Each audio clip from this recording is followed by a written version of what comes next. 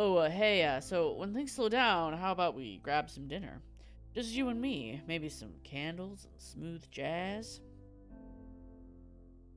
That was all the ruse. Sorry, bye. What? Wait, what? Aw, shucks, poor guy. I catch up to Clash on the deck. I overheard your conversation from here. That was kind of mean. Yes, it was. It was. Hopefully he's not too heartbroken to continue working.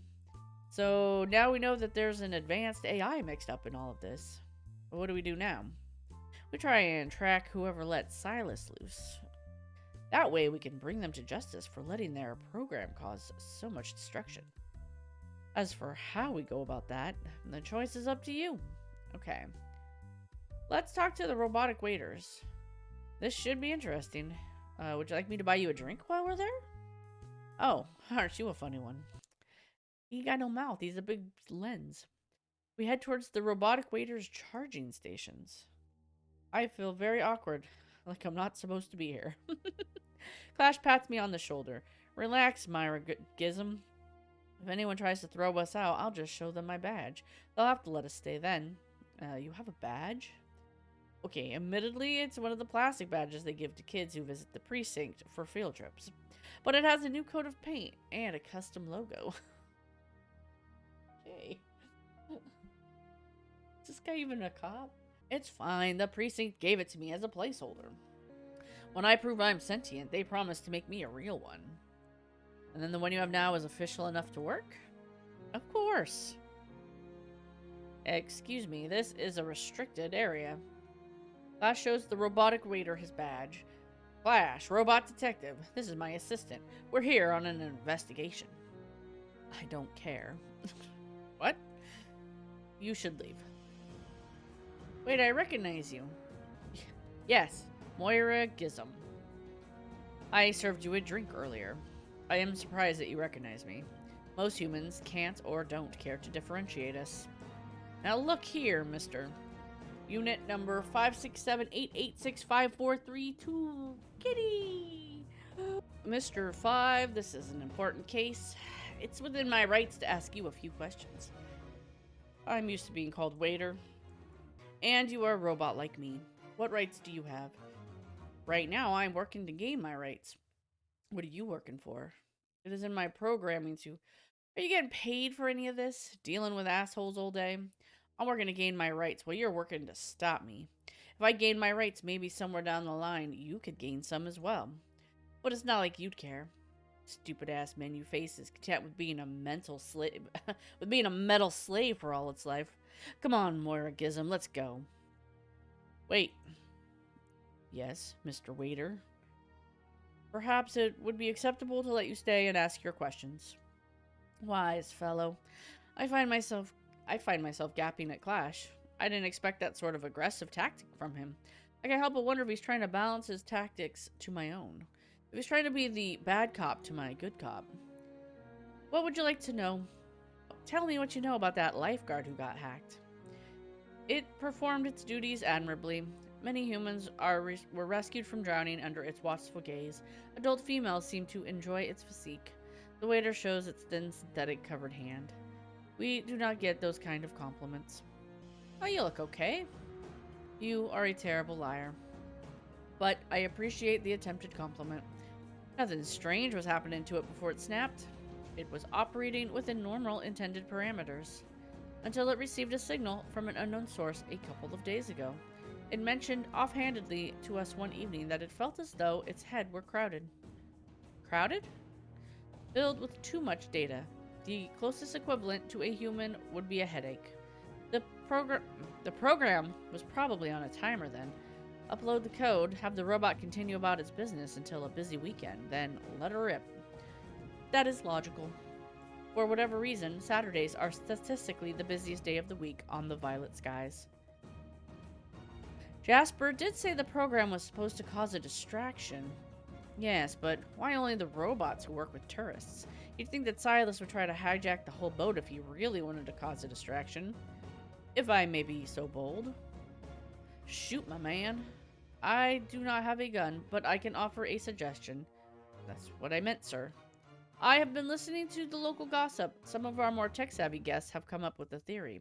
Forward-facing staff, such as myself and the lifeguard, are on a different network than the navigational systems. Said navigational network may have higher security. This may explain why certain robots are targeted over others. That would make sense. I have come up with a theory of my own as well. Do tell. Whoever is this hacker, does not want. Whoever this hacker is does not want anyone dead. The humans are being frightened and injured, but they are kept alive.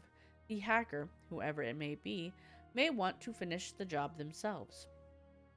I remember what Clash told me about the memories of machinery, how it would smear whale flesh on its decks, then cause boat-going humans to vanish. I feel a pit form in my stomach. I think Clash has hit upon the same idea I have. He pulls me aside. While I hate to jump to conclusions without definitive proof, I have a hunch as to why the memories of machinery is keeping people distracted.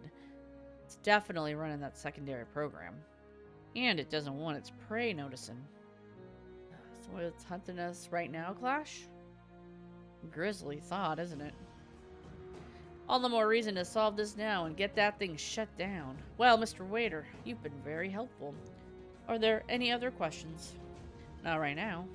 But stay in the area in case we have any more. There is nowhere else for me to go. We are literally on a cruise ship, dumbass. Clash and I thank the waiter as we leave. I feel the waiter's monotonous gaze on my back as I go. I don't know what to make of it. So, now we have a good grasp as to why certain robots are being hacked. And we suspect that the memories of machinery is hunting the ship down. Right. Which is kind of screwed up. Right. We should solve this case and get that thing shut down before it starts smearing us all over itself. Right. Are you listening? Right. I pout a bit. There's a sale on invisible ink down in the gift shop. Wow, really? Oh, sure, now you're paying attention to me. Oh, sorry, I was just thinking. We've got a crazy AI who has taken over a cargo vessel and is now hunting whales and humans. It's hacking robotic staff to keep people busy while it tracks them down. But I still don't know why. We should try to do some more investigating. Maybe it will start falling into place. My thoughts exactly. Let's see. Well, let's go do some research. Maybe I'll have time to teach you my digital speed reading technique. No, wait, I don't think humans can process data that fast. Probably not. Ooh, this is a little library. Very low ceilings. The research station is small but impressive. Clash nods at the library collection in silent approval. This is a nice little collection they have on board. You start checking for relevant titles. I'll glean some info off the computers over there. Is that safe for you? Computers aren't on the robotics network. I'll be fine. I'll better be fine. Remember, we're looking for any information on Silas, or his methods, how and why he can or would cause this chaos. Why would this library have this information? Flash heads to the computers. He takes a seat in front of one and he pulls a cord from the back of his neck and plugs it into the computer. An efficient method. I turn my attention to the books. 4 titles in particular catch my eye and I pick one to glean through. Violetta. 1 for yes, 0 for no. Let's see. Invasive. Smart technology. Violetta. Isn't that like a comic book? It's a story of a lonely female robot. She fought against her programming to protect a human she was fond of. It cost her everything, so she ended up trapping herself in an infinite loop. While it is an interesting insight, it is not as helpful as it might have been. Oh, hello. Hi, I'm Dr. Grace. I noticed you were examining that book rather closely. That's how you read. It's good, but it's not what I was looking for. Oh, I can help you find what you're looking for. That'd be wonderful, Doc. Dr. Grace pulls back from Clash, a startled look on her face. Even though he doesn't have any facial expressions, I can tell Clash is hurt by this reaction. I didn't see you there. Who let you in? Relax. Clash is a good guy. He's a robot, not a guy. And how can you be so sure he won't snap like that lifeguard did earlier? He's taken every precaution to make sure of that. I can tell that Clash is beaming with pride. I nudge him in his metaphorical ribs to keep him humble. Clash shows her his badge. The name's Clash, robot detective. I'm gonna need you to cooperate, ma'am. Dr. Grace tenses up a bit at Clash's stern tone. Really now? We're looking for information. What can you tell us about Silas? Anything about its origins? Or anything about the lifeguard that was hacked? Really, we'll take any information you have. Well, that's not much I could tell. Yes, I have a doctorate, but it's not in computer science. What is it in? Library and information science. You can get doctorates in library science? Yes, but I don't recommend it. This is about the only job I could land. Good to know. I could tell you about the violet skies. That's okay. Dr. Grace has gotten on a roll and cannot stop. The Violet Skies was built about 3 years ago. Rico's Robotics sponsored the creation of a highly automated cruise ship. Their main goal was to test if a mostly automated staff and crew were possible. Their former attempt at a fully automated staff with the memories of machinery went poorly. During the maiden voyage... Wait, what did you say? I said for the maiden voyage. No, before that. Rico's Robotics' attempt at a fully automated boat went poorly? And that boat was the Memories of Machinery? Yes. The Violet Skies and Memories of Machinery were made by the same company. Yes. I thought this was common knowledge. Clash pulls me aside. Well, this is an interesting turn. Can't help but wonder if Silas was made by the same company. At this point, I'd be more suspicious if he wasn't. Clash tips his hat to Dr. Grace. You've been quite helpful, Doc. Dr. Grace smiles at me. I hope you and your robot got all the info you needed, dear. He's not my robot. I'm his assistant. If this were a game, then I just passed the speech check. Haha, that's funny. Wait, you're serious, aren't you? You're working for a robot. I just realized the game reference. You're working for a robot? Oh, that's not how the world should work. Next thing you know, future archaeologists may be marrying old robots they dig up. What an oddly specific thing to say. Don't worry about it, dear. Just remember your place in the hierarchy. Flash sighs and looks away. Subtle foreshadowing. Really? Is there anything else I can help you with? Not right now, but we may be back. I need to discuss these findings with my assistant. Dr. Grace nods awkwardly, then turns away from us. We quickly make our way into a private area. She was nice. To you, maybe. Please don't be jealous. Oh, don't worry, I'm not jealous. Are you sure? Yes. I'm just frustrated is all. For every one person who treats me as an equal, there's several like her who treat me as a joke. I really want to be seen as something more than a walking toaster. For what it's worth, I see you as way more. I appreciate that. Thank you, Moira Gizem. Where do we go from here? That's up to you, Moira Gizem. Well, I honestly can't think of anything else to do, can you? I can't think of anything either. We know that Silas is involved. We know that he's hunting the Violet Skies. We know that the Violet Skies and the Memories of Machinery are connected, but we still don't know why. I can tell that he's frustrated. Maybe we should take a break and think about what we found so far. That's actually a good idea. Come on, let's go back to the pool. Sounds good to me. If I could drink, then I need a stiff one. We return to the poolside bar and I order an ice-cold bottle of water. Boring. While Clash thinks. I can tell he's quite stressed about the whole situation.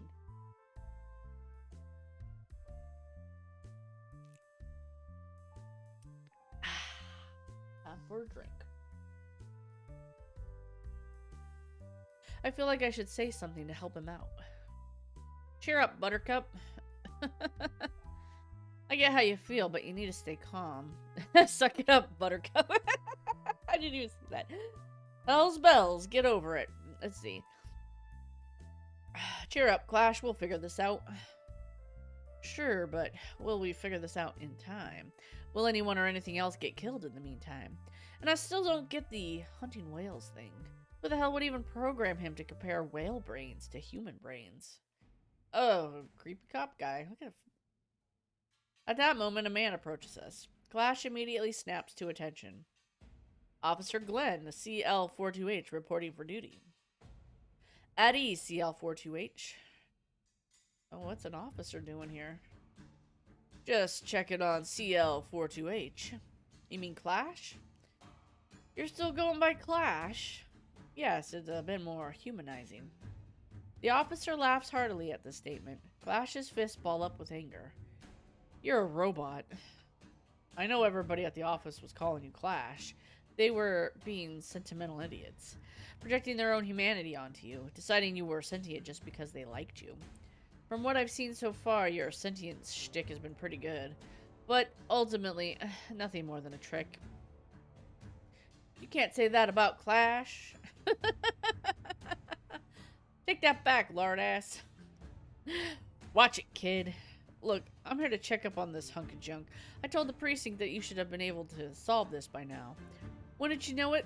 They agreed. They wanted me to let you know that you only have 3 more days. 3 days? Otherwise, they're pulling you off the case and putting me on it. That's not enough time. Well then, obviously you don't have the human-style smarts for this. That's the whole reason we gave you this case, right? What's the matter, CL? Your logic processor is glitching out? Whatever the hell you're made of? Well, that's rich coming from you. Tell me, what exactly are you doing right now? You know what I'm trying to stop? You know how dangerous it is. And your reaction is to track me down and harass me? For someone who swore to protect the populace, you sure have your priorities skewed. So unless you have something to add that might actually be useful, would you kindly piss off? The smug smile on Officer Glenn's face is gone. He stares at Clash, his face tense and his veins bulging. I'm afraid I'll have to break up a fight before too long. Finally, Clash pats me on the shoulder. Now, if you'll excuse me, my wonderful assistant and I have a case to crack. Of course you need a human assistant. Any Sherlock worth their salt needs a Watson. Officer Glenn jabs a meaty finger at us. This isn't over. You're gonna fail. 3 days. Officer Glenn storms off, muttering under his breath. Sorry about that, Moira Gizem. Officer Glenn is a very passionate man. Once he's decided something, he doesn't cave. He always thought it was ridiculous sending me to this case. Surprised the precinct sent him, of all people, to keep an eye on me. Maybe they're trying to change his mind? Maybe they didn't send him and he's just waiting for you to fail. Maybe. Well, whatever the reason, he's not going to get the satisfaction of seeing me fail. We're going to crack this case wide open. That's the spirit. As soon as I figure out the next step. Detective Clash? Ah, waiter, hello. Wait, are you the same waiter we were talking to earlier? No. Oh, you look just like him. I know. But that specific waiter is currently busy with ornery clients and asked me to pass on a message to you. It learned that the man who was attacked by the lifeguard is conscious, in stable condition, and accepting visitors. Really? Wow. Oh, really now? It assumed you would find this information forthcoming. It assumed correctly. Are we gonna go talk to him? It's the least we could do. Let's go. Bye, waiter. We make our way to the medical facilities. Ooh. A nurse leads us to a room where the man is kept and lets him know that he has visitors. When I enter the room, the man brightens up. Ooh. But when he sees Clash, he flinches back. It's okay, he's a friend. The man does not relax. You're Julian Xander, right? Julian looks at me and points shakily at Clash. I don't want him here. They said there was a detective here to see me. That would be Clash here. No, I'm not speaking to any robots. I don't want any robots here. Clash isn't like the lifeguard. He won't hurt you. If this were a game, then I just failed the speech check. I doubt that. If he doesn't leave, I refuse to talk. I'll be in the hallway. You think you can handle this interview on your own? You might need to get a little rough with him. I'll be alright. Listen here. Clash steps out of the room. He seems hesitant to leave me alone with Julian. Julian, meanwhile, breathes a sigh of relief as soon as Clash leaves. Alright, Please, now tell me everything. Julian sits down on the side of his bed. I take a seat in the chair across from him. He takes some ragged breaths. I wait patiently. Okay, I'll tell you everything I know. So why were you on the Violet Skies? I was here on business. My friend convinced me to get a job here so that we could work together over the summer. I was going to work with maintaining the waiters. She was going to be over in the research area. We were even teaching each other stuff about our jobs. Is that right? Is your friend Dr. Grace by any chance? Yes, that's her. That's why I'm here. As for I got attacked, I might have made myself look like a target. I wasn't at my best today. Why was that? Grace had told me about some self-absorbed hacker who kept harassing her. And then I was trying to fix one of the robotic waiter's elbow joints. This officer kept nagging me to finish up my job so he could talk to the robot. It just really soured my mood and kept me distracted. I might have taken it out on the lifeguard. He was just standing there, staring off into space. I told him to piss off, which I guess pissed him off. He was so fast. Why was that officer wanting to talk to that waiter? I assume he just really wanted that robot to take his order. Weren't there other waiters around? Yes, but people can be pretty weird. They want one specific waiter, and that's that. Was that officer's name Glenn? His name tag started with a G, but I don't remember the rest of his name was. I don't remember what the rest of his name was. I paused, thinking. Everyone we had talked to held information from us. Well, yes. Maybe they had reasons. Screw those jerks. Holding out on us like a bunch of... Holding out on us like a bunch of conspiratorial pricks. Typo. Oh, when I get my hands on them. Then again, Clash probably wouldn't let me do anything. Was that everything, Mr. Xander? Well, except for the part where I was knocked out and brought here. I didn't even get any visitors except for you and Clash, was it? Grace didn't even come by to visit. Oh, I'm sorry. It's fine. She was probably way too busy. Anyway, that's all I can tell you. Sorry it wasn't more. Don't worry, it was plenty. Clash replies from the hallway. Mr. Clash, sorry, I couldn't let you in here. That lifeguard scared the crap out of me. I don't know if I'll ever trust a robot again. No offense. That's not the worst thing I've been told. So, is that it then? Yeah, I think so. Get some rest, okay? Will do.